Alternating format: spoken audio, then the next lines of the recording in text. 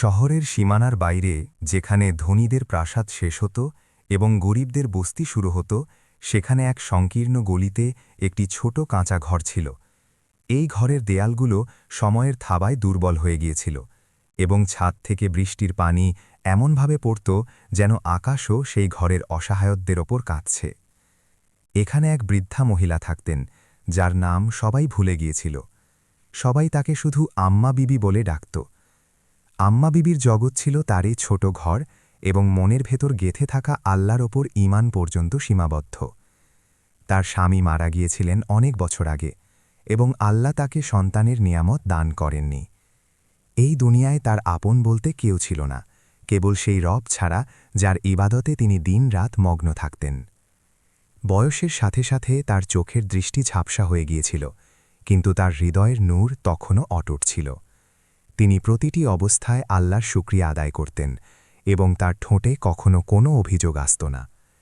তার ধৈর্য ছিল এমন যেমন পাহাড় নিজ জায়গায় দাঁড়িয়ে থাকে, তা ঝড় আসুক কিংবা তুফান। মহল্লার মানুষ মাঝে মধ্যে তাকে কিছু খাবার দিয়ে যেত এবং তাতেই তার দিন কেটে যেত। কিন্তু এমন অনেক দিনও পার হতো যখন তার ঘরে চুলা জ্বলত না। তবুও তার চেহারায় এক অদ্ভুত তৃপ্তি ও প্রশান্তি থাকত, যেন তার পূর্ণ বিশ্বাস ছিল যে তার রব তাকে কখনো একা ছাড়বেন না। একদিন শহরে প্রচণ্ড ঝড় এলো। আকাশে কালো মেঘ এমনভাবে ছেয়ে গেল যেন রাত হয়ে গিয়েছিল।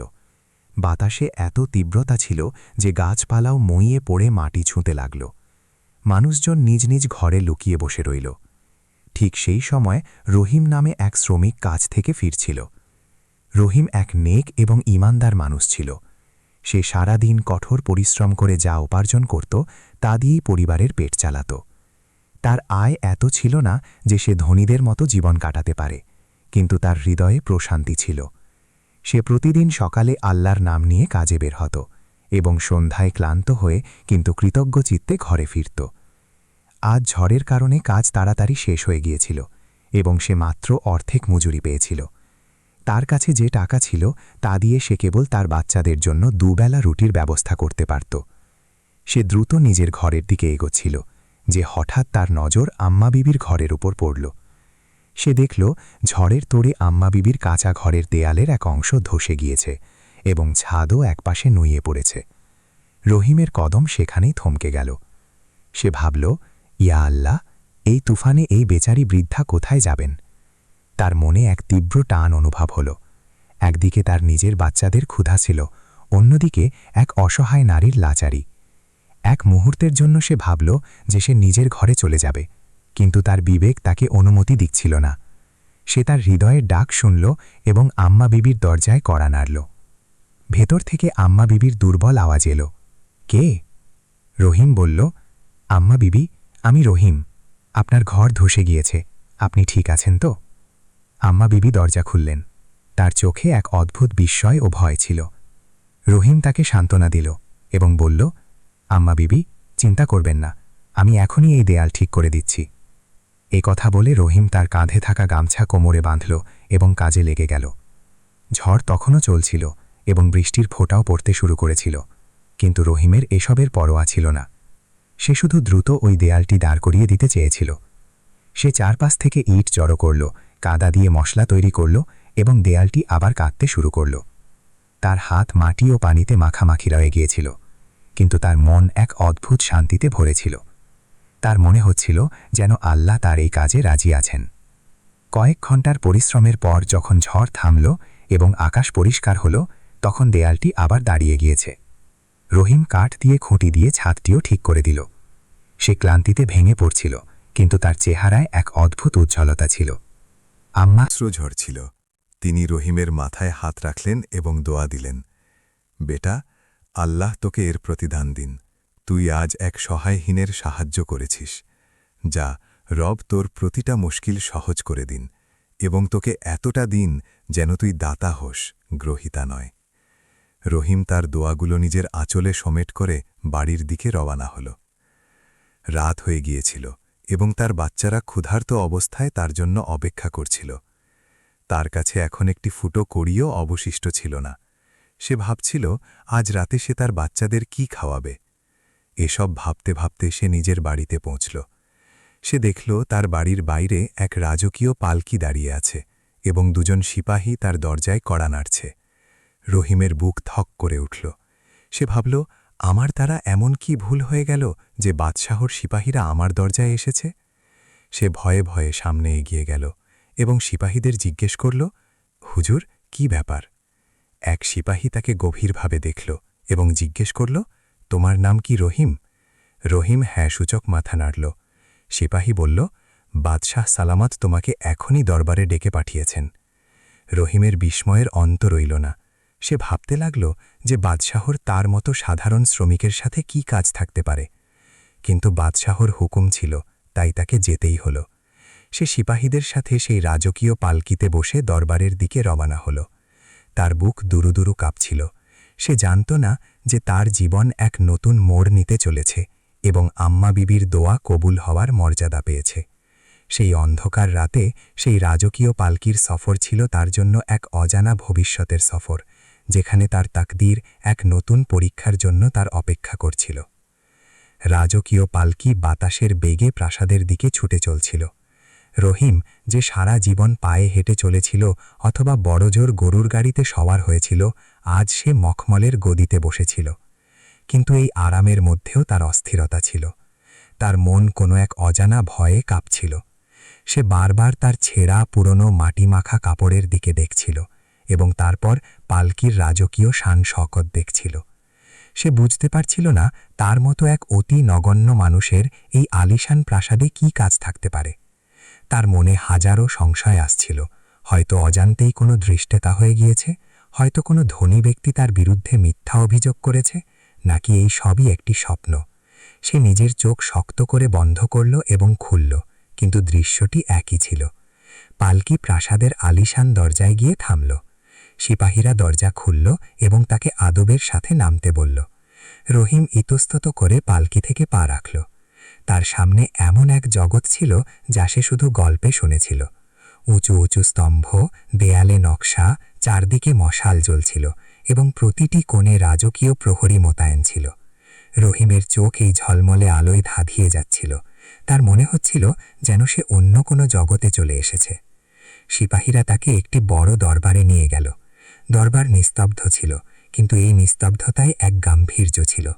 সামনে উঁচু সিংহাসনে বাদশাহ সালামত উপবিষ্ট ছিলেন। তার চেহারায় এক অদ্ভুত তেজ ছিল, কিন্তু চোখে কঠোরতার বদলে এক গভীর চিন্তা ছিল। রহিমকে বাদশাহর সামনে পেশ করা হলো। সে জমিন পর্যন্ত নুয়ে সালাম করল। তার হাত পা ঠান্ডা হয়ে আসছিল এবং জিহ্বা শুকিয়ে যাচ্ছিল। বাদশাহ তার দিকে একবার তাকালেন এবং তারপর তার উজিরকে কিছু বললেন।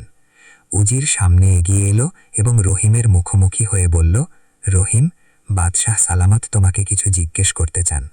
যা কিছু জিজ্ঞেস করা হবে সত্য বলবে। রহিম কম্পিত কণ্ঠে মাথা নাড়ল। বাদশাহর ভারী গম্ভীর কণ্ঠস্বর বরবারে প্রতিধ্বনিত হল। রহিম, আমরা শুনেছি যে তুমি একজন নেক এবং ঈমানদার শ্রমিক। আজ সন্ধ্যায় যখন ঝড় ও তুফান শহরে ধ্বংসলীলা চালাচ্ছিল, তখন তুমি কোথায় ছিলে এবং কি করছিলে? রহিমের বিস্ময় আরও বেড়ে গেল। বাদশার এই বিষয়ে কেন আগ্রহ থাকতে পারে যে সে কোথায় ছিল? সে সাহস সঞ্চয় করে ভাঙা গলায় বলতে শুরু করল, আলিজা, আমি কাজ থেকে ফিরছিলাম। ঝড়ের কারণে কাজ তাড়াতাড়ি শেষ হয়ে গিয়েছিল এবং আমি অর্ধেক মজুরি পেয়েছিলাম। বাদশাহ জিজ্ঞেস করলেন, তাহলে তুমি নিজের বাড়ি কেন গেলে না? আমাদের সংবাদদাতারা জানিয়েছে যে তোমাকে শহরের অন্য প্রান্তে এক গরিব বস্তির দিকে যেতে দেখা গিয়েছিল। রহিমের বুক এবার প্রচণ্ড কাঁপতে লাগল। তার মনে হলো অবশ্যই কেউ তাকে নজরে রাখছিল। সে ভয়ে ভয়ে বলল, হুজুর, ওটা পথে এক বৃদ্ধা মহিলা আম্মা বিবির ঘর আছে। তুফানে তার ঘরের দেয়াল পড়ে গিয়েছিল। আমি শুধু ওটা ঠিক করতেই থেমে গিয়েছিলাম। বাদশার চেহারায় এক হালকা হাসি ফুটে উঠল এবং পরক্ষণেই মিলিয়ে গেল। তিনি পরবর্তী প্রশ্ন করলেন, তোমাকে ওই কাজের জন্য ওই বৃদ্ধা মহিলা কি দিয়েছেন? রহিম তখনই বলল, না হুজুর, তার কাছে দেওয়ার মতো আছেই বাকি। তিনি তো নিজে অসহায়, আমি তো শুধু আল্লাহর সন্তুষ্টির জন্য তার সাহায্য করে দিয়েছি। এটি শোনা মাত্রই দরবারে পিন পতন নীরবতা ছেয়ে গেল। বাদশাহ কিছুক্ষণ নীরব রইলেন, যেন তিনি রহিমের কথার সত্যতা নিজের আত্মার মধ্যে অনুভব করছেন। তারপর তিনি উজিরকে ইশারা করলেন। উজির একটি থালা পেশ করল, যার ওপর রেশমি কাপড় ঢাকা ছিল। বাদশাহ রহিমকে বললেন, রহিম, আমরা তোমার সততা ও ইমানদারিতে অত্যন্ত মুগ্ধ হয়েছি। আমরা তোমাকে একটি পুরস্কার দিতে চাই। উজির থালা থেকে কাপড় সরালো। সেখানে সোনার মোহর ঝকঝক করছিল। এ তো সোনা রহিম তার পুরো জীবনে দেখেনি। তার চোখ কপালে উঠল। বাদশাহ বললেন, এই ১০০টি মোহর তোমার। এটি তোমার নেকির একটি পুরস্কার। রহিম মোহরগুলোর দিকে তাকালো এবং তারপর বাদশার দিকে। তার মধ্যে এক দ্বন্দ্ব শুরু হলো। একদিকে তার বাচ্চাদের ক্ষুধা ছিল, তার দারিদ্র্য ছিল, তার প্রয়োজন ছিল। এই মোহরগুলো তার জীবন বদলে দিতে পারত। কিন্তু অন্যদিকে তার বিবেক আওয়াজ দিল, সে আম্মা বিবির সাহায্য কোনো পুরস্কারের লোভে করেনি। ওটা কোনো সওদা ছিল না, ওটা তো ছিল এক ইবাদত। আজ যদি সে এই পুরস্কার গ্রহণ করে তবে তার নেকির আর কী মূল্য থাকবে? সে হাত জোর করল এবং কম্পিত কণ্ঠে বলল, বাদশাহ সালামত, আপনার এই দয়ার জন্য শুকরিয়া, কিন্তু আমি এই পুরস্কার গ্রহণ করতে পারব না। দরবারে উপস্থিত প্রতিটি মানুষ অবাক হয়ে গেল। এক সামান্য শ্রমিক সোনার মোহর প্রত্যাখ্যান করছে। বাদশার কপালে ভাঁজ পড়ল। তিনি কঠোর স্বরে জিজ্ঞেস করলেন, কেন? এই পুরস্কার কি কম? রহিম মাথা নিচু করে বলল, না আলিজা, এটি আমার যোগ্যতার চাইয়ে অনেক বেশি, কিন্তু আমি ওই কাজটি কোনো পুরস্কারের জন্য করিনি। আমি ওই কাজটি আমার রবকে খুশি করার জন্য করেছি। তার প্রতিদান আমি তার কাছেই নেব। আমি যদি আপনার কাছ থেকে এই মোহর নিয়ে নিই তবে আমার ওই কাজ বিফলে যাবে। আমি আমার নেকির সওদা করতে পারব না। হুজুর, আমাকে ক্ষমা করবেন। রহিমের এই কথায় এমন সত্য এবং এমন সারল্য ছিল যে বাদশাহ সালামত নিজের সিংহাসন থেকে উঠে দাঁড়ালেন। তার চোখে রাগ নয়, বরং এক অদ্ভুত উজ্জ্বলতা ছিল। তিনি রহিমের কাছে এসে তার কাঁধে হাত রাখলেন এবং বললেন, রহিম, আজ তুমি আমাদের হারিয়ে দিলে। আমরা ভেবেছিলাম সম্পদ প্রতিটি মানুষকে কিনে নিতে পারে, কিন্তু তুমি প্রমাণ করে দিলে যে সত্য, ঈমান এবং নেকি অমূল্য। আমরা তোমার পরীক্ষা নিয়েছিলাম এবং তুমি তাতে সফল হয়েছ। রহিম এবার বুঝতে পারল এই সব কী ছিল। এটি একটি ফাঁদ ছিল, একটি পরীক্ষা ছিল, যার মাধ্যমে বাদশাহ তার চরিত্র যাচাই করতে চেয়েছিলেন। বাদশাহ উজিরকে হুকুম দিলেন, উজিরে আলম, আজ থেকে রহিম আমাদের রাজকীয় কোষাগারের রক্ষক হবে। যে মানুষকে সোনার জেল্লা অন্ধ করতে পারে না, তার চেয়ে ভালো কোষাধ্যক্ষ আর কে হবে পারে? একে রাজকীয় পোশাক পরানো হোক এবং এর পরিবারকে প্রাসাদে নিয়ে আসার ব্যবস্থা করা হোক। রহিম নিজের কানে বিশ্বাস করতে পারছিল না। এক মুহূর্তে তার জগৎ বদলে গিয়েছিল। এক সামান্য শ্রমিক, যার কাছে বাচ্চাদের খাওয়ানোর টাকা ছিল না, এখন সে দেশের সবচেয়ে বড় কোষাগারের মালিক হতে যাচ্ছে। তার আম্মা বিবির দোয়া মনে পড়ল, যা রব, তোকে এতটা দিন যেন তুই দাতা হোস, গ্রহিতা নয়। তার চোখ দিয়ে শুকরিয়ার অশ্রু বইতে শুরু করল। তার বিশ্বাস হল যে নিশ্চয়ই আল্লাহ প্রতিটি জিনিসের ওপর ক্ষমতা রাখেন। কিন্তু সে জানত না যে এটি তো কেবল শুরু ছিল। রাজকীয় প্রাসাদের দেয়ালের ভেতর ষড়যন্ত্র এবং হিংসার ছায়াও পালিত হতো, এবং তার সততার সবচেয়ে বড় পরীক্ষা তো এখনও বাকি ছিল। রহিমের জন্য পরবর্তী কয়েকদিন স্বপ্নের মতো ছিল। তাকে রাজকীয় পোশাক পরানো হলো, যা সে কোনোদিন কল্পনায়ও ভাবেনি। তার পরিবারকে, তার স্ত্রী ও 2 মাসুম বাচ্চাকে অত্যন্ত আদব ও সম্মানের সাথে প্রাসাদের এক অংশে স্থানান্তরিত করা হলো। যখন রহিমের স্ত্রী তাকে রাজকীয় পোশাকে দেখল, সে তাকে চিনতেই পারল না। তার চোখে পানিও ছিল এবং বিস্ময়ও। রহিম তাকে পুরো কাহিনী শোনাল, কিভাবে আম্মা বিবির দোয়া কবুল হল এবং কিভাবে বাদশাহ তার সততার পরীক্ষা নিলেন। দুজনেই সেজদায় পড়ে আল্লাহর শুকরিয়া আদায় করলেন, যিনি তাদের ধুলো থেকে তুলে আসমানে বসিয়ে দিয়েছেন। রহিম তার নতুন কাজ পূর্ণ নিষ্ঠা ও সততার সাথে পালন করতে শুরু করল। রাজকীয় কোষাগার, যেখানে সম্পদের স্তূপ ছিল, এখন তা তার তদারকিতে ছিল। সোনা, রূপা, হীরা, জহরত সবকিছুই তার সামনে ছিল, কিন্তু রহিমের চোখে সেগুলোর উজ্জ্বলতা মাটির চেয়ে বেশি কিছু ছিল না।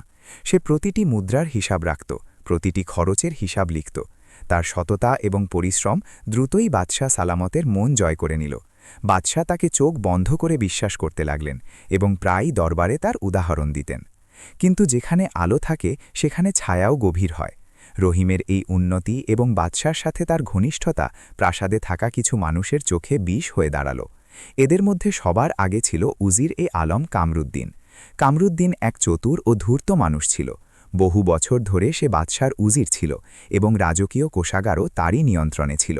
সে কোষাগার থেকে গোপনে নিজের সিন্দুক ভরত এবং কেউ কোনো খবরই পেত না।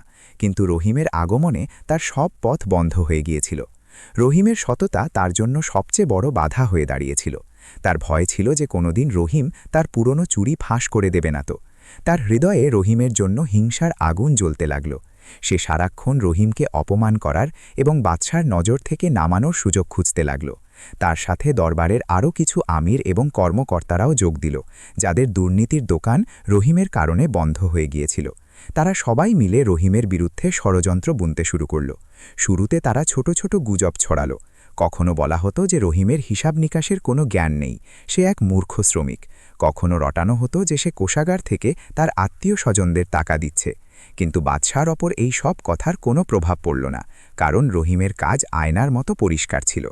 যখন এই ছোট ছোট চালে কাজ হল না, তখন উজির কামরুদ্দিন এক অত্যন্ত গভীর ও বিপজ্জনক ষড়যন্ত্র করল। সে কোষাগারের কিছু পুরনো প্রহরীকে, যারা তার অনুগত ছিল, প্রলোভন দেখিয়ে নিজের সাথে মিলিয়ে নিল। এক রাতে যখন চাঁদও মেঘের আড়ালে লুকিয়েছিল, উজির সেই প্রহরীদের সাহায্যে রাজকীয় কোষাগারের সবচেয়ে মূল্যবান সিন্দুক থেকে একটি লাল রঙের বহুমূল্য হীরা চুরি করল। এই হীরাটি বাদশার সবচেয়ে প্রিয় ছিল এবং এর হেফাজতের দায়িত্ব এখন রহিমের উপর ছিল। পরদিন সকালে যখন রহিম তার রুটিন অনুযায়ী কোষাগার পরীক্ষা করতে পৌঁছল, তখন সে দেখল সিন্দুকের তালা ভাঙা এবং সেই অমূল্য হীরাটি উধাও। রহিমের পায়ের তলা থেকে মাটি সরে গেল, তার মুখ ফ্যাকাশে হয়ে গেল। সে বুঝতে পারল তাকে এক মস্ত বড় ষড়যন্ত্রে ফাঁসানো হয়েছে। সে তৎক্ষণাৎ বাদশাকে খবর দিল।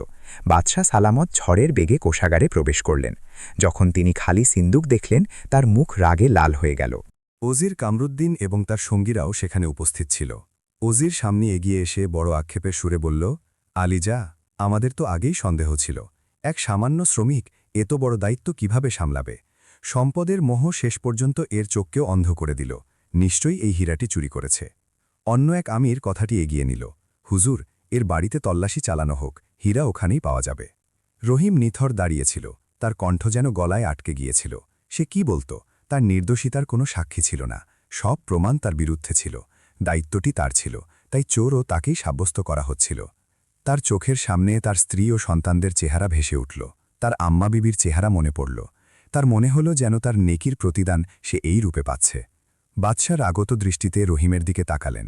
তার চোখেই সেই কঠোরতা ফিরে এসেছিল যা রহিম প্রথমবার দেখেছিল। তিনি হুকুম দিলেন, রহিম, আমরা তোমার ওপর ভরসা করেছিলাম, তোমাকে সম্মান দিয়েছিলাম, আর তুমি আমাদের পিঠে ছুরি মারলে। আমরা তোমাকে সকাল পর্যন্ত সময় দিচ্ছি, হয় হীরাটি পেশ করো, নতুবা পরিণাম ভোগ করার জন্য প্রস্তুত থাকো, আর এর পরিণাম কেবল মৃত্যু। এ কথা বলে বাদশাহ দ্রুত সেখান থেকে চলে গেলেন। ওজির কামরুদ্দিন এবং তার সঙ্গীরা এক পৈশাচিক হাসির সাথে রহিমের দিকে তাকিয়েছিল। রহিমকে তখনই কারাগারে নিক্ষেপ করা হল। লোহার শীতল গরাদ এখন তার নিয়তি হয়ে গিয়েছিল। এক মুহূর্তে সে রাজকীয় কোষাধ্যক্ষ থেকে মৃত্যুর মুখোমুখি এক কয়েদি হয়ে গেল। অন্ধকার কুঠুরিতে নির্জনতায় সে আকাশের দিকে তাকাল এবং তার বুক থেকে এক দীর্ঘশ্বাস বের হল। ইয়া আল্লাহ, এটি কেমন পরীক্ষা! আমি তো নেকির পথ বেছে নিয়েছিলাম, তবে এই সাজা কোন গুনার জন্য পাচ্ছি? সে জানত না যে এই পরীক্ষাটি তার সততার নয়, বরং তার ধৈর্য এবং আল্লাহর ওপর তার বিশ্বাসের ছিল। আর এই পরীক্ষার ফলাফল ছিল তার কল্পনার বাইরে। কারাগারের অন্ধকার কুঠুরি ছিল শীতল ও স্যাঁতসেঁতে। পাথরের দেয়াল থেকে চুইয়ে পড়া পানি রহিমের শরীরকে নয়, বরং তার আত্মাকে ঠান্ডা করে দিচ্ছিল। সে লোহার গরাদের পেছনে মাটিতে বসে সেই গুনার সাজার অপেক্ষা করছিল যা সে করেনি। তার কানে বাদশার শব্দগুলো প্রতিধ্বনিত হচ্ছিল, পরিণাম কেবল মৃত্যু। এক মুহূর্তের জন্য তার মনে হতাশার অন্ধকার ছেয়ে গেল। সে ভাবল, নেকির পথ কি সবসময় এতটাই দুর্গম হয়? সততার পুরস্কার কি এটাই?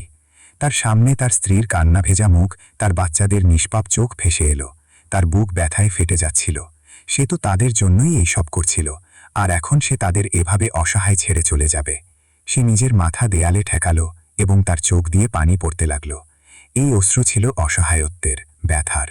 কিন্তু তারপর সেই অন্ধকার কুঠুরির নিস্তব্ধতায় তার আম্মা বিবির চেহারা মনে পড়ল। তার দোয়ার শব্দগুলো মনে পড়ল, যা রব, তোর প্রতিটি মুশকিল সহজ করে দিন।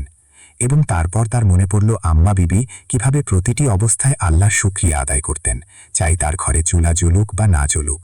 তার ধৈর্য, তার বিশ্বাস, তার আনুগত্য, এই সবই একে একে রহিমের হৃদয়ে প্রবেশ করতে লাগল। রহিম তার চোখের পানি মুছল। সে ভাবল, আমার রব আমাকে দেখছেন, তিনি জানেন আমি নির্দোষ। যদি তার সন্তুষ্টি এতেই থাকে যে আমি এই অভিযোগ মেনে নিই, তবে তাই আমার মঞ্জুর। তিনি শ্রেষ্ঠ বিচারক। তার মন থেকে হতাশার মেঘ সরে গেল এবং ধৈর্য ও বিশ্বাসের আলো ছড়িয়ে পড়ল। সে অজু করল, কারণ কুঠুরিতে পানির একটি কলস রাখা ছিল, এবং নিয়ত বেঁধে নামাজে দাঁড়িয়ে গেল। সে সেজদায় পড়ে দোয়া করল, হে আমার আল্লাহ, হে বিশ্বজগতের মালিক, তুমি সব দেখছ, তুমি মনের খবর জানো। আমি তোমার সন্তুষ্টির জন্য একটি কাজ করেছি, আর আজ আমি এই অবস্থায় আছি। আমার এই দুঃখ নেই যে আমাকে মৃত্যুদণ্ড দেওয়া হয়েছে। আমার দুঃখ এই যে মানুষ বলবে নেকির ফল খারাপ হয়। হে আমার রব, আমার নির্দোষিতা প্রকাশ করে দাও, যেন মানুষের ঈমান নেকির ওপর থেকে উঠে না যায়। কিন্তু যদি তোমার সন্তুষ্টি আমার মৃত্যুতেই থাকে, তবে আমাকে ধৈর্য দাও এবং আমার পরিবারের হেফাজত করো। নিশ্চয়ই তুমি যা করো তাই উত্তম। দোয়া করার পর তার মনে এক অদ্ভুত শান্তি এলো। তার এখন আর মৃত্যুর ভয় ছিল না। তার বিশ্বাস ছিল যে তার রব তার জন্য যে ফয়সালা করবেন তাতে কোনো না কোনো মঙ্গল অবশ্যই থাকবে। ওদিকে প্রাসাদে রহিমের স্ত্রী জয়নব পাগলের মতো কাঁদছিল। যখন সে খবর পেল যে তার স্বামীকে চুরির অভিযোগে বন্দী করা হয়েছে এবং তার মৃত্যুদণ্ড হতে পারে, তখন তার ওপর যেন কেয়ামত ভেঙে পড়ল। তার বাচ্চারা তাদের মাকে কাঁদতে দেখে ভয় পেয়ে গিয়েছিল এবং তাকে জড়িয়ে ধরে কাঁদছিল। জয়নব এক সাধারণ নারী ছিল যে কোনো দিন প্রাসাদের চৌকাঠ দেখেনি। সে কাউকে চিনত না, কারো কাছে ফরিয়াদ জানাতে পারত না। কিন্তু সে রহিমের স্ত্রী ছিল এবং তার মধ্যেও ধৈর্য ও সাহসের সেই একই সমুদ্র বিদ্যমান ছিল। কাঁদতে কাঁদতে হঠাৎ সে চুপ হয়ে গেল। সে তার চোখের পানি মুছল এবং বাচ্চাদের বুকে টেনে নিল। সে ভাবল, কাঁদলে কিছু হবে না, আমার স্বামী নির্দোষ এবং আমাকে তার জন্য কিছু করতে হবে। কিন্তু সে কি করতে পারত? এক গরিব নারীর আওয়াজ বাচ্চা পর্যন্ত পৌঁছবে কিভাবে? তখনই তার মাথায় একটি বুদ্ধি এলো। তার আম্মা বিবির কথা মনে পড়ল। তার বিশ্বাস ছিল যে এই সবই আম্মা বিবির দোয়াগুলোরই একটি ধারা। তার মনে হল এই সমস্যার সমাধানও ওখানেই পাওয়া যাবে। রাতের অন্ধকার গভীর হয়েছিল। প্রাসাদের প্রহরীরা কাউকে বাইরে যাওয়ার অনুমতি দিচ্ছিল না, কিন্তু জয়নব সাহস হারাল না। সে তার বাচ্চাদের নিয়ে পেছনের দরজা দিয়ে চোখ হেরিয়ে প্রাসাদ থেকে বেরিয়ে গেল। সে সেই নির্জন গলিগুলোতে দৌড়াতে লাগল যেখানে কিছুদিন আগে পর্যন্ত তার ঘর ছিল। সে কাঁদতে থাকত আর দৌড়াতে থাকত। তার লক্ষ্য ছিল কেবল আম্মা বিবি পর্যন্ত পৌঁছানো। ঘণ্টাখানেক পর ক্লান্ত অবস্থায় যখন সে সেই গরিব বস্তিতে পৌঁছল, তখন ভোরের আজানের আওয়াজ শোনা যাচ্ছিল। সে আম্মা বিবির দরজায় কড়া নাড়ল। আম্মা বিবি দরজা খুললেন এবং জয়নবকে এই অবস্থায় দেখে অবাক হয়ে গেলেন। জয়নব তার পায়ে লুটিয়ে পড়ল এবং ফুপিয়ে কাঁদতে লাগল। সে কাঁদতে কাঁদতে পুরো কাহিনী আম্মা বিবিকে শোনাল। আম্মা বিবি জয়নবকে তুললেন, তাকে পানি খাওয়ালেন এবং অত্যন্ত ধীরস্থিরভাবে তার সব কথা শুনলেন। তার চেহারায় কোনো ভীতি বা উদ্বেগ ছিল না। সবকিছু শোনার পর তিনি আকাশের দিকে তাকালেন এবং হেসে বললেন, বেটি, ঘাবড়াও না। যার রব আছে তার সব আছে। আল্লাহ তার নেক বান্দাদের পরীক্ষা অবশ্যই নেন, কিন্তু কখনো লাঞ্ছিত করেন না। রহিমের পরীক্ষা এখন শেষ হতে চলেছে। চলো আমরা তার কাছে যাই, যিনি সবচেয়ে বড় বাদশা। জয়নব তার কথা বুঝতে পারল না। সে অবাক হয়ে জিজ্ঞেস করল, কোথায় আম্মা বিবি? আম্মা বিবি তার সেই পুরনো ছেঁড়া ওড়নাটি গায়ে দিলেন, লাঠি হাতে নিলেন এবং জয়নবের হাত ধরে বললেন, বাদশা সালামতের দরবারে। আজ এক বৃদ্ধা নারীর ধৈর্য, এক শ্রমিকের নেকি এবং এক স্ত্রীর ফরিয়াদ মিলে বিচারের দরজায় কড়া নাড়বে। আর দেখো, সেই দরজা অবশ্যই খুলবে, কারণ তা খোলার কারিগর মানুষ নয়, স্বয়ং বিশ্বজগতের রব হবেন। এবং তারপর শহর এক অদ্ভুত দৃশ্য দেখল। এক বৃদ্ধা দুর্বল নারী তার লাঠিতে ভর করে, সাথে এক ক্রন্দনরত নারী এবং 2 মাসুম বাচ্চাকে নিয়ে রাজকীয় প্রাসাদের দিকে চলছিলেন। তাদের কাছে না ছিল সৈন্য, না সম্পদ, না সুপারিশ। তাদের কাছে শুধু ছিল হৃদয়ে থাকা ঈমান, চোখে থাকা সত্য ফরিয়াদ এবং ঠোঁটে আল্লাহর নাম। তারা জানতেন না প্রাসাদের দরজা তাদের জন্য খুলবে কিনা, কিন্তু তাদের এই বিশ্বাস ছিল যে আকাশের দরজা তাদের জন্য খুলে গিয়েছে। যখন সূর্য তার প্রথম কিরণ শহরের ওপর ছড়ালো, তখন মানুষ এমন এক দৃশ্য দেখল যা ভোলা অসম্ভব ছিল। এক কোমর নুয়ে পড়া বৃদ্ধা নারী যার হাতে একটি লাঠি ছিল, এক আশাহত নারী যার চোখ দিয়ে অশ্রু ঝরছিল এবং 2 ভীত বাচ্চা যারা মায়ের আঁচল ধরেছিল। তারা রাজকীয় প্রাসাদের বিশাল দরজার দিকে এগোচ্ছিলেন। তাদের চালে ক্লান্তি ছিল, কিন্তু সংকল্পে ছিল পাহাড়ের মতো দৃঢ়তা। এরাই ছিলেন আম্মা বিবি, যার সাথে রহিমের স্ত্রী জয়নব এবং তার বাচ্চারা ছিল। যখন তারা প্রাসাদের দরজায় পৌঁছলেন, তখন রাজকীয় প্রহরীরা তাদের থামিয়ে দিল। তাদের ছেঁড়া পুরনো কাপড় এবং তাদের অবস্থা দেখে এক প্রহরী কঠোরভাবে জিজ্ঞেস করল, এই মহিলারা এখানে কি করছো? এটি কোনো দাতব্যলয় নয়। জয়নব ভয় পেল, কিন্তু আম্মা বিবি সামনে এগিয়ে গেলেন এবং তার দুর্বল কিন্তু প্রভাবশালী কণ্ঠে বললেন, বেটা, আমাদের ভিক্ষা নয়, বিচার চাই। আমরা বাদশা সালামতের সাথে দেখা করতে চাই। প্রহরী তার কথা শুনে হেসে উঠল। বাদশাহ সালামত আর তোমাদের সাথে দেখা করবেন? পাগল হয়ে গেছ নাকি বুড়ি? বাদশাহ সালামতের কাছে তোমাদের মতো গরিবদের জন্য সময় নেই। আম্মা বিবি জবাব দিলেন, সময় তো সেই রবের কাছেও থাকে না, কিন্তু যখন কোনো মজলুম তাকে ডাকে, তখন তিনি আরশ থেকে ফর্সে চলে আসেন। তোমার বাদশা তো তবুও একজন মানুষ, গিয়ে তাকে বলে দাও যে এক মজলুমের মা ফরিয়াদ নিয়ে এসেছে। যদি তিনি আজ আমাদের কথা না শোনেন, তবে আমরা সেই বাদশার দরবারে যাব যিনি সবার বাদশা, আর তারপর তোমার বাদশাকে ওখানে জবাব দিতে হবে। আম্মা বিবির কণ্ঠে এমন সত্য ও এমন বিশ্বাস ছিল যে প্রহরী এক মুহূর্তের জন্য নিরুত্তর হয়ে গেল। সে এমন সাহস আজ পর্যন্ত কারো মধ্যে দেখেনি। তবুও সে তাদের বকে তাড়াতে চাইল, কিন্তু ততক্ষণে ওখানে মানুষের ভিড় জমতে শুরু করেছিল। সবাই অবাক ছিল যে এই মহিলারা কারা, যারা 7 সকালে রাজকীয় প্রাসাদের সামনে দাঁড়িয়ে আছে। কথাটি ধীরে ধীরে প্রাসাদের ভেতর পর্যন্ত পৌঁছে গেল। উজির কামরুদ্দিন যখন এই খবর পেল, সে চিন্তিত হয়ে পড়ল। তার ভয় ছিল পাছে এই বিষয়টি বড় কোনো আকার ধারণ না করে। সে তখনই প্রহরীদের হুকুম পাঠালো যেন এই মহিলাদের বন্দী করে ফেলা হয়, যাতে তারা কোনো বিশৃঙ্খলা করতে না পারেন। কিন্তু প্রহরীরা কিছু করার আগেই বাদশাহ সালামত, যিনি সকালের ভ্রমণের জন্য নিজের বাগানে যাচ্ছিলেন, তার নজরেই ভিড়ের ওপর পড়ল। তিনি তার এক খাদেমের কাছে এর কারণ জিজ্ঞেস করলেন। খাদেম ভয়ে ভয়ে জানাল যে এক বৃদ্ধা নারী নিজের সাথে আরও এক নারী ও 2 শিশুকে নিয়ে এসেছেন এবং আপনার সাথে দেখা করার জিদ করছেন। বাদশার রাগ হল, কিন্তু পরক্ষণেই তার মনে এক খেয়াল এলো। আসলে এমন কি কথা আছে যা এক বৃদ্ধা নারীকে এভাবে আমার দুয়ার পর্যন্ত নিয়ে এলো? তিনি হুকুম দিলেন তাদের দরবারে খাসে পেশ করা হোক। এটি শুনে উজির কমরুদ্দিনের হোশ উড়ে গেল। সে বাদশাকে আটকানোর চেষ্টা করল। আলিজা, এরা সাধারণ মানুষ, এদের কথায় কান দিয়ে নিজের সময় নষ্ট করবেন না। এরা নিশ্চয়ই ওই চোর রহিমের আত্মীয় হবে, তার সুপারিশ করতে এসেছে। বাদশাহ উজিরের দিকে এক তীক্ষ্ণ দৃষ্টিতে তাকালেন এবং বললেন, উজিরে আলাম, আমাদের সালতানাতের প্রতিটি ভরিয়াদিকে শোনা হয়, সে ধনী হোক বা গরিব। আর যদি এরা সেই ব্যক্তির আত্মীয় হয় যাকে আমরা মৃত্যুদণ্ড দিয়েছি, তবে তো এদের কথা শোনা আরও বেশি জরুরি। উজির চুপ হয়ে গেল, কিন্তু তার চেহারা ভয়ে ফ্যাকাশে হয়ে গেল। আম্মা বিবি, জাইনাব এবং বাচ্চাদের দরবারে খাসে আনা হল। এটি সেই দরবার ছিল যেখানে রহিম তার সততার পুরস্কার পাওয়ার কথা ছিল। আজ সেই দরবারেই তার জীবন মৃত্যুর ফয়সালা হতে যাচ্ছিল। বাদশাহ তার সিংহাসনে বসেছিলেন, তার চেহারায় কঠোরতা ছিল। তিনি আম্মা বিবিকে জিজ্ঞেস করলেন, কি ভরিয়াদ তোমার হে নারী? কেন সকালবেলা আমাদের প্রাসাদের বাইরে হাঙ্গামা করছিলে? আম্মা বিবি নিজুর লাঠি মাটিতে ঠেকিয়ে ভয়হীনভাবে বাদশার চোখের দিকে তাকিয়ে বললেন, বাদশাহ সালামত, আমি হাঙ্গামা করতে নয়, বিচার চাইতে এসেছি। আমি সেই রহিমের মা তো নই যে তাকে জন্ম দিয়েছে, কিন্তু আমি তার আধ্যাত্মিক মা, যার সম্মান বাঁচানোর জন্য সে নিজের জীবন বাজি রেখেছে। বাদশাহ অবাক হয়ে জিজ্ঞেস করলেন, তোমার কথার মানে কি? আম্মা বিবি পুরো ঘটনা শোনাতে শুরু করলেন। কিভাবে ঝড়ের রাতে রহিম নিজের পরোয়া না করে তাদের ঘরের দেয়াল তৈরি করল, কিভাবে সে তাদের থেকে কোনো মজুরি নিল না, এবং কিভাবে তিনি তার জন্য দোয়া করেছিলেন। তারপর জয়নব কাঁদতে কাঁদতে জানাল যে তার স্বামী কতটা ঈমানদার এবং নেক মানুষ, সে কখনোই চুরি করতে পারে না।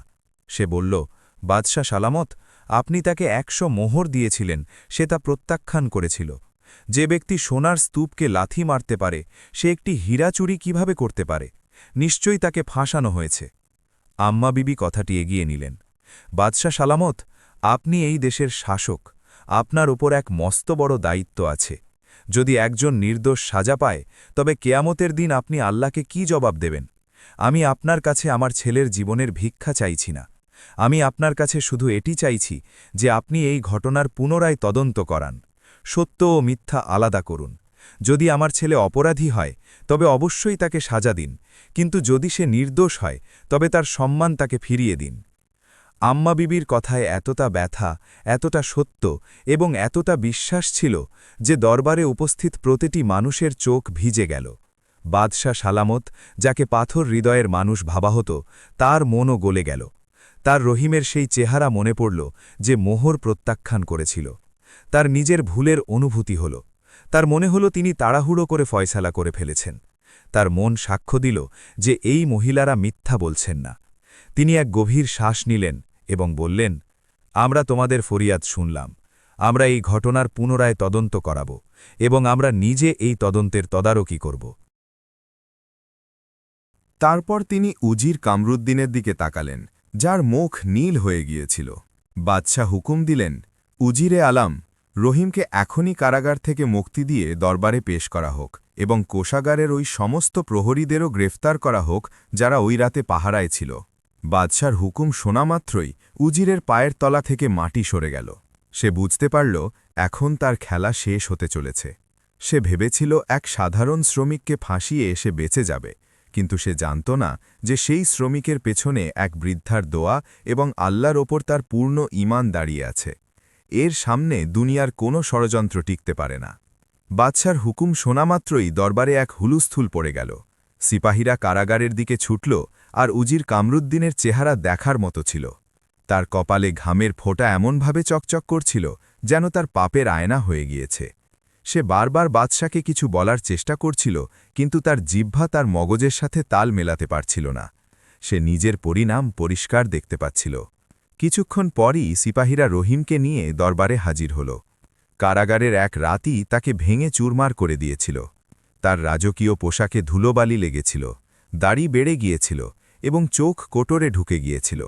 কিন্তু যেমনই তার নজর দরবারে দাঁড়িয়ে থাকা আম্মা বিবি, স্ত্রী জয়নব এবং নিজের বাচ্চাদের ওপর পড়ল, তার চোখে এক নতুন উজ্জ্বলতা এলো। সে বুঝতে পারল না এরা এখানে কিভাবে পৌঁছাল, কিন্তু তাদের দেখে তার মনে এক প্রশান্তি এলো। সে তাদের দিকে এগোতে চাইল, কিন্তু সিপাহীরা তাকে আটকে রাখল। জয়নব নিজের স্বামীকে এই অবস্থায় দেখে ফুপিয়ে কেঁদে উঠল। আম্মা বিবি সামনে এগিয়ে তার মাথায় হাত বুলিয়ে দিলেন এবং ধৈর্য ধরার ইশারা করলেন। বাদশাহ রহিমের মুখোমুখি হয়ে বললেন, রহিম, আমরা তাড়াহুড়ো করে ফয়সালা করেছিলাম, কিন্তু এই মহিলাদের ফরিয়াদ আমাদের পুনরায় ভাবতে বাধ্য করেছে। আমরা তোমাকে একটি সুযোগ দিচ্ছি, নিজের নির্দোষিতা প্রমাণ করো। রহিম একবার আমরা বিবির দিকে তাকাল, যাদের চোখে তার জন্য বিশ্বাস ছিল, আর তারপর বাদশাকে বলল, আলিজা, আমার নির্দোষিতার সবচেয়ে বড় সাক্ষী আমার আল্লাহ। আমি শুধু এতটুকু জানি যে আমি কোনো চুরি করিনি, কিন্তু আমি এটিও জানি যে আমার বিরুদ্ধে এক গভীর ষড়যন্ত্র করা হয়েছে। এরই মধ্যে সিপাহীরা কোষাগারের সেই ৫ জন প্রহরীকে গ্রেফতার করে নিয়ে এলো যারা ওই রাতে পাহারায় ছিল। তাদের শিকল দিয়ে বাঁধা ছিল এবং তাদের মুখ ভয়ে ফ্যাকাশে হয়ে গিয়েছিল।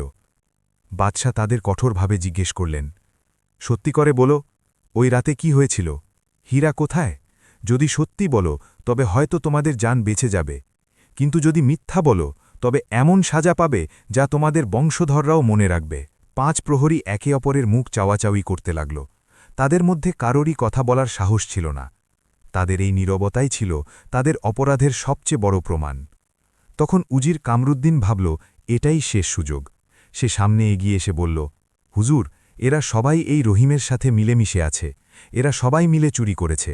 এদের সাথে কঠোরভাবে কথা বলা হোক, এরা নিশ্চয়ই নিজেদের দোষ কবুল করে নেবে। সে চেয়েছিল অভিযোগ সবার উপর সমানভাবে ভাগ করে দিয়ে নিজে বেঁচে যেতে, কিন্তু বাদশাহ এখন তার চালগুলো বুঝে গিয়েছিলেন। তিনি উজিরের দিকে কড়া চোখে তাকিয়ে বললেন, উজিরে আলম, আপনি এত তাড়াহুড়ো করছেন কেন? তদন্ত আমরা করছি, আপনি নন। তারপর বাদশাহ এমন এক চাল চাললেন যার আশা কেউ করেনি। তিনি ৫ প্রহরীকে বললেন, আমরা তোমাদের সবাইকে আলাদা আলাদা কামরায় নিয়ে যাচ্ছি। তোমাদের সবাইকে একটি কাগজ ও কলম দেওয়া হবে। তোমরা সবাই ওই কাগজে লেখো যে হীরা কোথায় লুকানো হয়েছে। যার কথা সত্যি হবে তাকে আমরা শুধু ক্ষমা নয় বরং পুরস্কারও দেব, কিন্তু যার উত্তর আলাদা হবে তাকে তক্ষুনি মৃত্যুদণ্ড দেওয়া হবে। এটি শোনা মাত্রই প্রহরীদের জান শুকিয়ে গেল। তারা জানত হীরা তো উজিরের কাছে আছে, কিন্তু তারা এটি লেখার সাহস পাচ্ছিল না। তাদের আলাদা আলাদা কামরায় নিয়ে যাওয়া হলো। দরবারে এক মৃত্যুসম নীরবতা ছেয়ে গেল। সবাই দম বন্ধ করে অপেক্ষা করছিল। উজির কামরুদ্দিনের দশা খুব খারাপ ছিল। তার মনে হচ্ছিল যেন মাটি ফেটে যাবে আর সে তাতে বিলীন হয়ে যাবে। কিছুক্ষণ পর সিপাহীরা তাদের সবার লেখা কাগজ নিয়ে এলো। বাদশাহ এক একে কাগজগুলো পড়লেন। প্রথম ৪ জন প্রহরী ঘাবড়ে গিয়ে আলাদা আলাদা বানানো জায়গার নাম লিখে দিয়েছিল। কেউ লিখেছিল হীরা রহিমের বাড়িতে, কেউ লিখেছিল ওটা মাটিতে পুঁতে রাখা হয়েছে। তাদের মিথ্যে ধরা পড়ে গেল, কিন্তু পঞ্চম প্রহরী, যে তাদের মধ্যে সবচেয়ে কম বয়সী ছিল, সে সত্যিটা লিখে দিয়েছিল। সে লিখেছিল, বাদশাহ সালামাত, আমরা নির্দোষ। আমাদের উজিরে আলম হুমকি দিয়ে এই ষড়যন্ত্রে সামিল করিয়েছিলেন। আসল হীরা তিনি নিজে চুরি করেছেন এবং এই মুহূর্তে তার রাজকীয় পোশাকের নিচে তার কোমরে বাঁধা এক আলিশান পটির ভেতরে লুকানো আছে। বাদশাহ এটে পড়া মাত্রই তার চোখ রাগে আগুন উগরাতে লাগল। তিনি উজির কামরুদ্দিনের দিকে তাকালেন, যে এখন কাঁপছিল। বাদশাহ উচ্চস্বরে হুকুম দিলেন, উজিরে আলামের তল্লাশি নেওয়া হোক। 2 সিপাহী সামনে এগিয়ে উজিরের দিকে ঝাঁপিয়ে পড়ল। উজির পালানোর চেষ্টা করল, কিন্তু তাকে ধরে ফেলা হলো। যখন তার রাজকীয় পোশাক তল্লাশি করা হলো, তখন তার কোমর থেকে সেই বহুমূল্য লাল হীরাটি উদ্ধার হল, যা একটি রেশমি পটির ভেতর মোড়ানো ছিল। হীরাটি পাওয়া মাত্রই দরবারে আল্লাহু আকবার ধ্বনি প্রতিধ্বনিত হল। সত্য অবশেষে প্রকাশিত হল। রহিমের নির্দোষিতা সূর্যের মতো উজ্জ্বল হয়ে গেল। উজির কামরুদ্দিনের মাথা লজ্জা ও ভয়ে নুইয়ে পড়ল। তার কাছে বলার মতো আর কিছুই অবশিষ্ট ছিল না। রহিম সেজদায় পড়ে আল্লাহর শুকরিয়া আদায় করল। তার চোখ থেকে কৃতজ্ঞতার অশ্রু ঝরছিল। আম্মা বিবি হেসে আকাশের দিকে তাকালেন, যেন তিনি আল্লাহর শুকরিয়া আদায় করছেন। বাদশাহ সালামত নিজের সিংহাসন থেকে নামলেন। তিনি সোজা রহিমের কাছে এলেন এবং তাকে সেজদা থেকে তুললেন। তিনি রহিমকে জড়িয়ে ধরলেন এবং বললেন, রহিম, আমরা লজ্জিত। আমরা তোমার উপর সন্দেহ করেছিলাম। তোমার সততা সোনার চেয়েও খাঁটি। আজ থেকে তুমি আমাদের কোষাধ্যক্ষ নাও, বরং আমাদের সবচেয়ে খাস মুশির উপদেষ্টা হয়ে গেলে। তারপর তিনি আম্মা বিবির কাছে গেলেন এবং তার সামনে মাথা নত করে বললেন, আম্মা বিবি, আপনি আজ আমাদের চোখ খুলে দিয়েছেন। আপনি আমাদের শিখিয়েছেন বিচার কি হয়। আমরা আপনার কাছে সব সময় কৃতজ্ঞ থাকব। দরবারে এক অদ্ভুত প্রশান্তি বিরাজ করছিল। সত্যের আলো ষড়যন্ত্রের অন্ধকারকে চিরে ফেলেছিল। মাটিতে 2জন মানুষ নুয়েছিল, এক রহিম যে শুকরিয়ার সেজদায় পড়েছিল এবং দ্বিতীয় উজির কামরুদ্দিন যে লজ্জা ও লাঞ্ছনার বোঝা নিয়ে মাটির সাথে মিশে যাচ্ছিল। বাদশাহ সালামতের চেহারা এক আয়নার মতো পরিষ্কার ছিল, যেখানে রাগ, অনুশোচনা এবং এক নতুন অনুভবের উজ্জ্বলতা পরিষ্কার দেখা যাচ্ছিল। তিনি রহিমকে অত্যন্ত সম্মানের সাথে তুললেন এবং তারপর তার নজর উজিরের ওপর পড়ল। তার কণ্ঠে এখন রাগের চেয়েও এক অদ্ভুত শীতলতা ছিল, যা ঝড়ের আগের নিস্তব্ধতার মতো ছিল। কামরুদ্দিন, বাদশাহ ডাকলেন। উজির কাঁপতে কাঁপতে মাথা তুলল। তার চোখে মৃত্যুর ভয় নাচছিল। আমরা তোমার উপর বিশ্বাস করেছিলাম, বাদশাহ বলতে থাকলেন। তোমাকে এই সালতানাতের সবচেয়ে বড় পদ দিয়েছিলাম। আমরা ভেবেছিলাম তুমি আমাদের উজির, কিন্তু তুমি তো আস্তিনের সাপ বের হলে। তুমি শুধু কোষাগারে চুরি করনি, বরং একজন নির্দোষকে মৃত্যুর মুখে ঠেলে দেওয়ার চেষ্টাও করেছ। তুমি আমাদের চোখে ধুলো দিয়েছ এবং আমাদের বিচারকে কলঙ্কিত করার চেষ্টা করেছ। তোমার সাজা মৃত্যুর চেয়ে কম কিছু হতে পারে না। এটি শোনা মাত্রই উজির বাদশার পায়ে পড়ে হাউমাউ করে কাঁদতে লাগল। আলিজা, আমার ভুল হয়ে গিয়েছে। আমার প্রাণ ভিক্ষা দিন। আমি আপনার গোলাম হয়ে থাকব। বাদশাহ ঘৃণা ভরে তার দিকে তাকালেন এবং বললেন, তোমার জায়গা এখন পায়ে নয়, এই দেশের সবচেয়ে গভীর কারাগারে। কিন্তু তোমার সাজার ফয়সালা আমরা নয়, রাহিম করবে। এটি শুনে দরবারের সবাই অবাক হয়ে গেল। রাহিম, যে এইমাত্র মৃত্যুর থাবা থেকে বেঁচে ফিরল, তাকে তার সবচেয়ে বড় শত্রুর নিয়তি নির্ধারণ করার অধিকার দেওয়া হচ্ছিল। সবাই দেখতে চাইছিল রাহিম কি ফয়সালা করে। সে কি প্রতিশোধের আগুনে জ্বলে উজিরের জন্য সেই সাজাই চাইবে যা তাকে দেওয়া হচ্ছিল? উজিরও বিস্ময় এবং এক হালকা আশা নিয়ে রাহিমের দিকে তাকাতে লাগল। রাহিম এক মুহূর্তের জন্য চোখ বন্ধ করল। তার সেই অন্ধকার কুঠুরির কথা মনে পড়ল, সেই অসহায়ত্ব, সেই ব্যথা। এক মুহূর্তের জন্য তার মনেও রাগের একটি ঢেউ উঠল। কিন্তু তারপর তার আম্মা বিবির চেহারা মনে পড়ল, যিনি তাকে ধৈর্য এবং ক্ষমা করার শিক্ষা দিয়েছিলেন। তার মনে পড়ল তার রাব পরম করুণাময় ও দয়ালু। সে ভাবল, যখন আল্লাহ নিজের গুনাহাগার বান্দাদের ক্ষমা করতে পারেন, তবে আমি প্রতিশোধ নেওয়ার কে? সে বাদশার মুখোমুখি হয়ে বলল, বাদশাহ সালামত, আপনি আমাকে এই যোগ্য ভেবেছেন, এটি আমার সৌভাগ্য। কিন্তু সাজা ও পুরস্কার দেওয়া শুধু আল্লাহর কাজ। আমি আমার শত্রুর জন্য সেটিই চাইব যা আমি নিজের জন্য চাইতাম, আর সেটি হল হেদায়েত। যদি আপনি একে সাজা দিতেই চান, তবে একে এর সম্পদ ও পদ থেকে সরিয়ে দিন এবং একে এক সাধারণ মানুষের মতো জীবনযাপন করার হুকুম দিন। হয়তো কষ্টের রুটি খেয়ে এর নিজের ভুলের উপলব্ধি হবে, হয়তো এটি বুঝতে পারবে যে একজন গরিবের সম্মান ও ঈমানের দাম কি হয়। এর জন্য বেঁচে থেকে নিজের অপমানের বোঝা বয়ে বেড়ানো মৃত্যুর চেয়েও বড় সাজা হবে। রহিমের এই ফয়সালা শুনে পুরো দরবার স্তম্ভিত হয়ে গেল। বাদশাহ সালামতের চোখে রহিমের জন্য সম্মান 1000 গুণ বেড়ে গেল। তিনি বললেন, রহিম, তোমার হৃদয় হীরার চেয়েও বেশি দামি। তুমি যেমনটি বললে তেমনই হবে। তিনি হুকুম দিলেন যে কামরুদ্দিনের সমস্ত সম্পত্তি বাজেয়াপ্ত করে রাজকীয় কোষাগারে জমা করা হোক এবং তাকে শহর থেকে দূরে এক গ্রামে পাঠিয়ে দেওয়া হোক, যেখানে সে তার বাকি জীবন কঠোর পরিশ্রম করে কাটাবে। এরপর বাদশাহ রহিমকে নিজের কাছে ডাকলেন এবং রাজকীয় কোষাগার থেকে সেই 100 মোহরের থলেটি বের করে তার হাতে দিলেন। রহিম আবার মানা করতে চাইল, কিন্তু বাদশাহ তাকে থামিয়ে দিলেন। রহিম, এটি তোমার নেকির সওদা দায়, এটি এক বাদশার তোহফা, এক বন্ধুর উপহার। এটি গ্রহণ করো, যেন আমাদের মনে এই না থাকে যে আমরা তোমার সাথে খারাপ ব্যবহার করেছিলাম। রহিম বাদশার কথার মান রাখতে সেই থলেটি গ্রহণ করল। তারপর বাদশাহ আম্মা বিবির দিকে ফিরলেন। আম্মা বিবি, আপনি কিছু চান? আজ আমরা আপনার কোনো কথাই ফেলব না। আম্মা বিবি হেসে জবাব দিলেন, বাদশাহ সালামাত, আল্লাহ আমাকে সব কিছু দিয়ে দিয়েছেন, তিনি আমার দোয়া শুনে নিয়েছেন। একজন নির্দোষের সম্মান বেঁচে গেল এবং একজন জালিম তার পরিণামের আগেই হেদায়েতের পথ পেয়ে গেল। এখন আমার আর কি চাই? শুধু এতটুকু দোয়া করি যে আল্লাহ আপনাকে সবসময় ন্যায় ও ইনসাফের সাথে রাজত্ব করার তৌফিক দিন। আম্মা বিবির এই নির্লোভতা বাদশার মনে গভীর প্রভাব ফেলল। তিনি ঘোষণা করলেন যে আজ থেকে আম্মা বিবির দেখাশোনার দায়িত্ব রাজপরিবার নেবে এবং তাকে আম্মায়ে সালতানাত উপাধি দেওয়া হল। দরবার বাদশাহ সালামাত জিন্দাবাদ এবং রহিম জিন্দাবাদ স্লোগানে প্রতিধ্বনিত হল। সেদিন রহিম তার পরিবারের সাথে নিজের নতুন আলিশান বাড়িতে প্রবেশ করল, কিন্তু এইবার তার মনে কোনো ভয় বা অস্থিরতা ছিল না। তার মনে ছিল শুধু শুকরিয়া এবং প্রশান্তি যে সেই নতুন দায়িত্বকেও সেই একই সততা ও নেকির সাথে পালন করবে। রহিমের জন্য রাজকীয় মুশিরের পথটি ফুলের বিছানা সাব্যস্ত হয়নি। এটি ছিল এমন এক দায়িত্ব যেখানে তলোয়ারের ধারের ওপর দিয়ে চলতে হতো। একদিকে বাদশাহর বিশ্বাস ছিল, তো অন্যদিকে দরবারে থাকা ওই আমির ও কর্মকর্তারা, যাদের মনে এখনও হিংসার আগুন জ্বলছিল। এরা ছিল সেই সব লোক যারা কামরুদ্দিনের সঙ্গী ছিল এবং যাদের দুর্নীতির শিকড় সালতানাতে অনেক দূর পর্যন্ত ছড়ানো ছিল। তারা কোনোভাবেই মানতে পারছিল না যে এক সামান্য শ্রমিক তাদের ওপরে এসে বসবে এবং তাদের কাজে হস্তক্ষেপ করবে।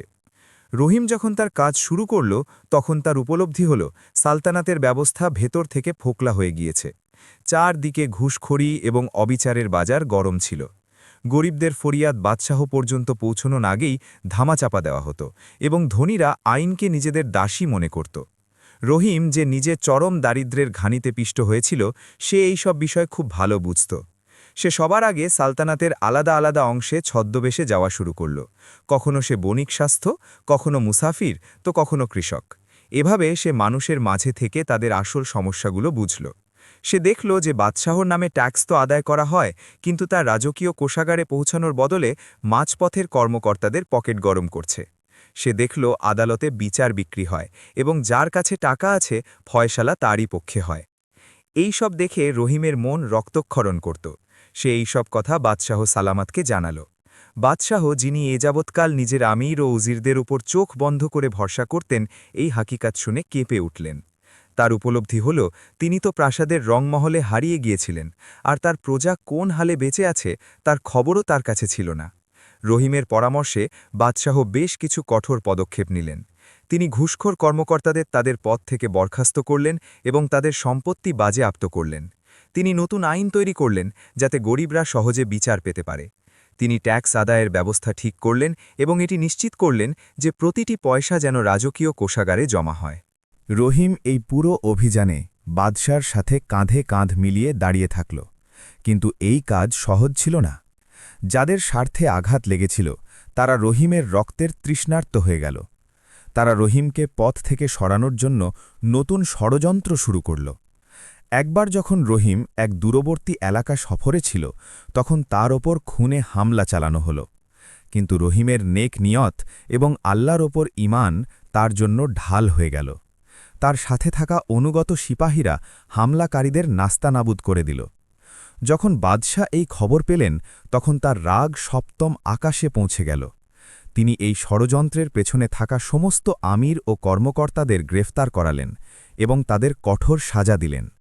এই ঘটনার পর রহিমের প্রভাব ও মর্যাদা দরবারে আরও বেড়ে গেল। কিন্তু রহিম সেই রহিমই ছিল। সম্পদ ও খ্যাতি তার মাথায় চড়তে পারেনি। সে আজও সেই সরলতায় জীবন কাটাচ্ছিল। সে প্রায়ই আম্মা বিবির কাছে যেত, তার কাছে বসত এবং তার দোয়া নিত। আম্মা বিবি তাকে সবসময় একটি নসিহত করতেন, বেটা, যতক্ষণ তুমি মাটিতে থাকবে আসমান তোমাকে রক্ষা করবে। যেদিন তোমার পা মাটি ছেড়ে দেবে সেদিন তুমি পড়ে যাবে। রহিম তার এই কথাটি মনে গেঁথে নিয়েছিল। সে তার সন্তানদের বেড়ে ওঠাও সেইভাবেই করল। সে তাদের শেখাল যে তারা কোনো মুশিরের নয়, বরং এক শ্রমিকের সন্তান, আর তাদের আসল সম্পদ তাদের ঈমান ও নেকি।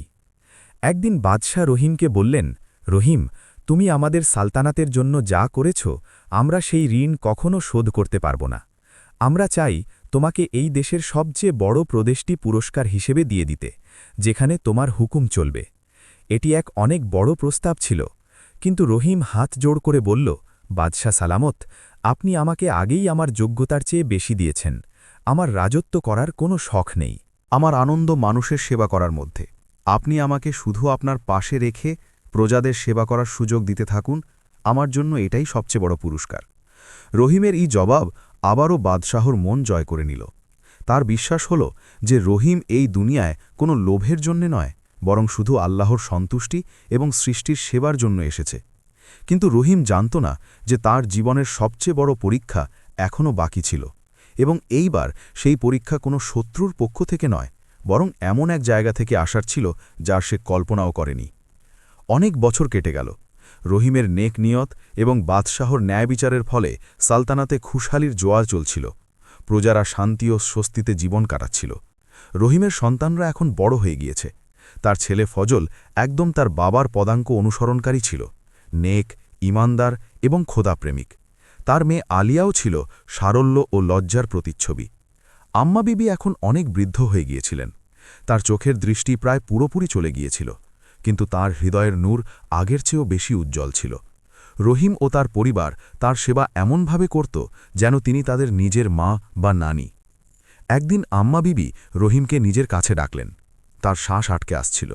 তিনি রহিমের হাত নিজের দুর্বল হাতে নিলেন এবং বললেন, বেটা, এখন আমার শেষ সময় এসে গিয়েছে। মনে হচ্ছে ডাক এসে গিয়েছে। রহিমের চোখে পানি চলে এলো। সে বলল, আম্মা বিবি এমন কথা বলবেন না, আপনি আমাদের ছেড়ে কোথাও যেতে পারেন না। আম্মা বিবি হাসলেন, এমন এক হাসি যাতে এই দুনিয়া থেকে বিদায় নেওয়ার এক প্রশান্তি ছিল। তিনি বললেন, পাগল, মৃত্যু তো সত্য, এতে ভয় কিসের? আমি আমার জীবন কাটিয়েছি এবং আল্লাহর শুকরিয়া যে তিনি আমাকে তোমার মতো ছেলে দিয়েছেন। আমার একটি শেষ ইচ্ছে আছে। রহিম কাঁদতে কাঁদতে বলল, হুকুম করুন আম্মা বিবি। আম্মা বিবি বললেন, যখন আমি মারা যাব, আমাকে ওই গরিব বস্তির কবরস্থানেই দাফন করো, যেখানে তোমার মতো নেক মানুষের কদম পড়ে। রাজকীয় কবরস্থানের শান শওকত আমার এই ফকিরি জীবনে সইবে না। রহিম তাকে কথা দিল। কিছুদিন পর আম্মা বিবি অত্যন্ত শান্তিতে এই নশ্বর পৃথিবী থেকে বিদায় নিলেন। তার জানাজায় বাদশাহ সালামত থেকে শুরু করে শহরের প্রতিটি গরিব মানুষ সামিল হয়েছিল। তাকে তার ইচ্ছা অনুযায়ী ওই কবরস্থানেই দাফন করা হল। রহিমের মনে হল যেন তার মাথার উপর থেকে দোয়ার ছায়া উঠে গেল। আম্মা বিবির ইন্তেকালের কিছুকাল পর সালতানাতে এক নতুন আপদ দেখা দিল। প্রতিবেশী দেশের বাদশাহ, যে সবসময় এই সালতানাতের সমৃদ্ধি দেখে জ্বলত, হঠাৎ আক্রমণ করে বসল। এক ভয়াবহ যুদ্ধ শুরু হয়ে গেল। বাদশাহ সালামত এবং রহিম মিলে সৈন্যবাহিনীর নেতৃত্ব দিলেন। রহিম, যে এককালে সামান্য শ্রমিক ছিল, আজ সে এক শ্রেষ্ঠ সিপাহসালার অর্থাৎ প্রধান সেনাপতি প্রমাণিত হচ্ছিল। তার রণকৌশল এবং সাহসিকতা শত্রুদের নাস্তানাবুদ করে দিল। কিন্তু যুদ্ধ তো যুদ্ধই হয়, এতে উভয় পক্ষের ক্ষতি হয়। একদিন রণক্ষেত্রে এক বিশাল দুর্ঘটনা ঘটল। শত্রুবাহিনী বাদশাহ সালামতকে ঘিরে ফেলল। রহিম যখন এটি দেখল, সে পাগলের মতো শত্রু সেনাদের চিরে বাদশার দিকে ঝাঁপিয়ে পড়ল। সে নিজের জীবন বাজি রেখে বাদশাকে তো বাঁচিয়ে নিল, কিন্তু এই চেষ্টায় শত্রুর একটি তীর এসে তার বুকে বিঁধল। রহিম ঘোড়া থেকে নিচে পড়ে গেল। রণক্ষেত্রে হাহাকার পড়ে গেল। বাদশাহ সালামত তৎক্ষণাৎ যুদ্ধ থামানোর ঘোষণা করলেন এবং রহিমকে তুলে রাজকীয় তাঁবুতে আনা হল। বৈদ্য হাকিমরা অনেক চেষ্টা করলেন, কিন্তু তীরটি হৃদয়ের খুব কাছে লেগেছিল। তারা হাল ছেড়ে দিলেন। বাদশাহ সালামত রহিমের শিয়রে বসে কাঁদছিলেন। তিনি বললেন, রহিম, চোখ খোলো, আমাদের বন্ধু, আমাদের ছেড়ে যেও না। তোমাকে ছাড়া আমরা এই সালতানাত কিভাবে চালাব? রহিম অনেক কষ্টে চোখ খুলল। ব্যথার মধ্যেও তার ঠোঁটে এক হালকা হাসি ছিল। সে ভাঙা গলায় বলল, বাদশাহ সালামত, দুঃখ করবেন না, প্রত্যেককে একদিন যেতে হবে। আমার একটি শেষ মিনতি আছে। বাদশাহ কাঁদতে কাঁদতে বললেন, বলো রহিম, বলো, তোমার প্রতিটি কথা পূর্ণ হবে। রহিম বলল, আমার পর আমার ছেলে ফজলকে আপনার মুশির বানিয়ে নেবেন, সে একদম আমার মতো আপনার অনুগত থাকবে, আর আর আমাকে আম্মা বিবির কদমে দাফন করবেন। এ কথা বলতে বলতেই রহিমের শ্বাস থমকে গেল। সে শেষবারের মতো তার রবকে স্মরণ করল এবং তার চোখ চিরদিনের জন্য বন্ধ হয়ে গেল। এক শ্রমিক যে নিজের নেকি এবং সততা দিয়ে তাকদীর বদলে দিয়েছিল, আজ সে তার জীবনের সফর শেষ করে তার রবের দরবারে হাজির হল। বাদশাহর ওপর যেন শোকের পাহাড় ভেঙে পড়ল। তিনি রহিমের শেষ ইচ্ছা অনুযায়ী তাকে পূর্ণ রাজকীয় সম্মানের সাথে আম্মা বিবির কবরের পাশেই দাফন করলেন। পুরো সালতানাত শোকে ডুবে গেল। প্রতিটি ঘরে মাতম ছিল, যেন তাদের নিজেদের কোনো আপনজন মারা গিয়েছে। যুদ্ধ তো জিতে নেওয়া হয়েছিল, কিন্তু সালতানাত তার সবচেয়ে অমূল্য হীরাটি হারিয়ে ফেলেছিল। বাদশাহ রহিমকে দেওয়া কথা অনুযায়ী তার ছেলে ফজলকে নতুন রাজকীয় মুশির নিযুক্ত করলেন। ফজলও তার বাবার মতো পূর্ণ নিষ্ঠা ও সততার সাথে নিজের দায়িত্ব পালন করতে শুরু করল। কিন্তু তকদির এখনও তার শেষ ঘুঁটি চালেনি। খেলা এখনও বাকি ছিল, এবং এইবার এই খেলার কেন্দ্রবিন্দু ছিল সেই গ্রাম যেখানে সবার দ্বারা প্রত্যাখ্যাত, লাঞ্ছিত কামরুদ্দিন নিজের জীবনের দিন গুনছিল। সময়ের পাখি ডানা ঝাপটে বছরের পর বছর পার করে দিচ্ছিল। রহিমের ইন্তেকালের ২০ বছর পার হয়ে গিয়েছিল। বাদশাহ সালামত এখন বৃদ্ধ হয়ে গিয়েছিলেন, এবং সালতানাতের লাগাম তার ছেলে শাহজাদা ফারহানের হাতে আসতে চলেছিল। রহিমের ছেলে ফজল তার বাবার মতোই এক যোগ্য ও ঈমানদার মুশির প্রমাণিত হয়েছিল। সে বাদশাহর সেবা সেই নিষ্ঠার সাথেই করেছিল যেমনটি রহিম করত। সালতানাতে শান্তি ও সমৃদ্ধির ধারা বজায় ছিল, কিন্তু এই গল্পের এক চরিত্র তখনও জীবিত ছিল, যে সময়ের ধুলোয় কোথাও হারিয়ে গিয়েছিল: সাবেক উজির কামরুদ্দিন। তাকে শহর থেকে দূরে যে গ্রামে পাঠানো হয়েছিল, সেখানে সে জীবনের সেই রূপ দেখেছিল যা সে কোনোদিন স্বপ্নেও ভাবেনি। শুরুতে সে নিজের অপমান ও ধ্বংসের জন্য রহিমকে দায়ী করত। তার হৃদয় প্রতিশোধের আগুন জ্বলত। তাকে কঠোর পরিশ্রম করতে হতো, যার সে অভ্যস্ত ছিল না। তাকে দুবেলা রুটির জন্য হাহাকার করতে হতো। ওই সব মানুষ যাদের সে একসময় পোকামাকড় মনে করত, আজ তারা তার উপর হাসত। সে অপমান, ক্ষুধা এবং অসহায়ত্ব প্রতিটি জিনিসের স্বাদ গ্রহণ করেছিল। অনেক বছর এই ঘৃণা ও দমবন্ধ করা অবস্থায় কেটে গেল। সে শরীরে বৃদ্ধ হচ্ছিল, এবং ঘৃণা তার আত্মাকেও ফোকলা করে দিয়েছিল। একদিন গ্রামে ভয়াবহ দুর্ভিক্ষ দেখা দিল। ফসল শুকিয়ে গেল, জমি বন্ধা হয়ে গেল, এবং মানুষ এক এক দানা খাবারের জন্য মুখাপেক্ষী হয়ে পড়ল। কামরুদ্দিন, যে এখন নিজে এক দুর্বল ও লাচার বৃদ্ধ, সেও অনেক দিন ধরে ক্ষুধার্ত ছিল। তার মধ্যে ওঠার মতো শক্তিও অবশিষ্ট ছিল না। সে এক গাছের নিচে পড়ে নিজের মৃত্যুর অপেক্ষা করছিল। তার চোখের সামনে তার পুরো জীবন সিনেমার মতো ঘুরে গেল। তার রাজকীয় প্রাসাদ, তার সম্পদ, তার প্রতিপত্তি সব মনে পড়ল, এবং তারপর তার রহিমের চেহারা মনে পড়ল। তার মনে পড়ল কিভাবে রহিম তার জন্য মৃত্যু নয়, বরং হেদায়েত চেয়েছিল। রহিমের সেই শব্দগুলো মনে পড়ল, হয়তো কষ্টের রুটি খেয়ে এর নিজের ভুলের উপলব্ধি হবে। আজ ২০ বছর পর ক্ষুধা ও অসহায়ত্বের এই চরম শিখরে এসে সে প্রথমবারের মতো নিজের ভুল বুঝতে পারল। তার চোখ থেকে অনুশোচনার অশ্রু বইতে শুরু করল। সে ওই অবস্থাতেই মনের গভীর থেকে আল্লাহর কাছে ক্ষমা চাইল। হে আল্লাহ, আমি গুনাহগার, আমি জালিম ছিলাম, আমি তোমার এক নেক বান্দাকে কষ্ট দিয়েছি, আমাকে ক্ষমা করে দাও। আমার সাজা তো এটাই যে আমি এভাবে লাঞ্ছিত হয়ে মরি, কিন্তু মরার আগে শুধু একটিবার আমাকে রহিমের পরিবারের কাছে ক্ষমা চাওয়ার সুযোগ করে দাও। এবং তারপর তকদির তার শেষ ও সবচেয়ে অনন্য খেলাটি খেলল। ওই দিনই শাহজাদা ফারহান এবং ফজল, রহিমের ছেলে, দুর্ভিক্ষ পীড়িত এলাকা সফরে বেরিয়ে ওই গ্রামেই পৌঁছলেন। তাদের সাথে খাবার ও প্রয়োজনীয় সামগ্রী বোঝাই গাড়ি ছিল। তারা গ্রামের প্রতিটি ঘরে গিয়ে মানুষের সাহায্য করছিলেন।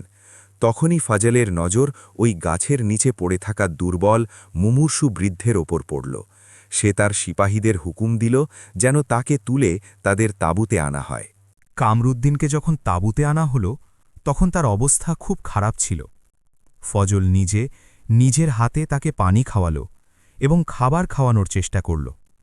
কামরুদ্দিন যখন তার সামনে এই নুরানি চেহারা যুবককে দেখল, সে তার মধ্যে রহিমের প্রতিচ্ছবি দেখতে পেল। সে কম্পিত কণ্ঠে জিজ্ঞেস করল, তুমি তুমি কে বেটা? ফজল নম্রভাবে জবাব দিল, বাবা, আমি ফজল, এই সালতানাতের রাজকীয় মুশির, মারহুম মহিমের ছেলে। এটি শোনামাত্রই কামরুদ্দিনের চোখ ছানা বড়া হয়ে গেল। সে যার ছেলের কাছে ক্ষমা চাওয়ার দোয়া করছিল, সে নিজেই তার সামনে বসেছিল, তাকেও নিজের হাতে খাবার খাওয়াচ্ছিল। কামরুদ্দিন ফুপিয়ে কেঁদে উঠল। সে ফজলের পা জড়িয়ে ধরল এবং বলল, বেটা, আমাকে ক্ষমা করে দাও। আমি সেই অভাগা কামরুদ্দিন যে তোমার বাবার ওপর জুলুম করেছিল। আমি তাকে চুরির মিথ্যে অভিযোগে ফাঁসিয়েছিলাম। তোমার বাবা আমাকে ক্ষমা করে দিয়েছিলেন, কিন্তু আমি নিজেকে কখনো ক্ষমা করতে পারিনি। আজ ২০ বছর পর আল্লাহ আমার দোয়া শুনে নিয়েছেন এবং আমাকে তোমার সাথে মিলিয়ে দিয়েছেন। আমাকে ক্ষমা করে দাও বেটা। ফজল এটি শুনে অবাক হয়ে গেল। সে তার বাবার কাছ থেকে এই কাহিনী শুনেছিল, কিন্তু সে কোনোদিন ভাবেনি যে সেই চরিত্রের সাথে এই অবস্থায় দেখা পাবে। তার মনে ঘৃণার এক কণা পরিমাণও উদয় হল না। তার বাবার শিক্ষার কথা মনে পড়ল। সে কামরুদ্দিনকে তুলল, তাকে জড়িয়ে ধরল এবং বলল, বাবা, আপনি এসব কি বলছেন? আমার আব্বা তো আপনাকে ওই দিনই ক্ষমা করে দিয়েছিলেন, আর যখন তিনি ক্ষমা করে দিয়েছেন তখন আমি কে মনে কিছু রাখার মতো? আপনি অনুশোচনার আগুনে পুড়ে খাঁটি হয়ে গিয়েছেন, এটাই আপনার ক্ষমা। আল্লাহ অনেক বড়, তিনি ক্ষমাশীল। ফজলের এই ব্যবহার দেখে কামরুদ্দিনের চোখ দিয়ে অশ্রুর ধারা নামল। তার মনে হল যেন তার আত্মার ওপর থাকা বছরের পর বছর ধরে জমানো বোঝা নেমে গিয়েছে। সে ফজলের মাথায় হাত রাখল এবং দোয়া দিল, বেটা, তুমি একদম তোমার বাবার মতো হয়েছ। আল্লাহ তোমাকে সব সময় সুখে রাখুন এবং তোমার বংশধরদেরও নেক বানান। কিছুদিন পর কামরুদ্দিন অত্যন্ত শান্তিতে এই দুনিয়ায় শেষ নিঃশ্বাস ত্যাগ করল। তার চেহারায় এক প্রশান্তি ছিল, যেন সে গন্তব্য খুঁজে পেয়েছে। ফজল মানুষ হিসাবে তার দাফন কাফনের ব্যবস্থা করল। যখন ফজল প্রাসাদে ফিরে এলো এবং এই পুরো ঘটনা বৃদ্ধ বাদশাকে শোনাল, বাদশাহর চোখও ভিজে গেল।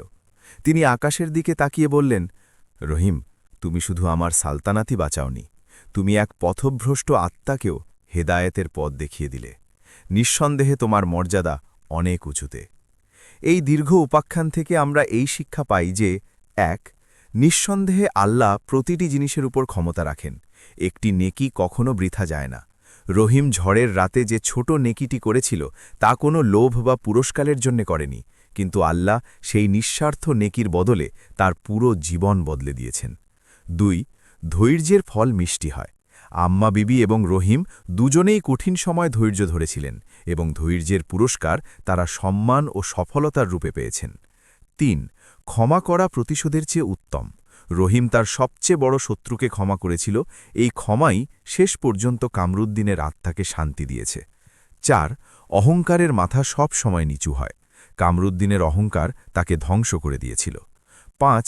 আল্লাহর কৌশল মানুষের ভাবনার অতীত। মানুষ ভাবে যে সে চাল চলবে, কিন্তু হয় সেটি যা আল্লাহ চান।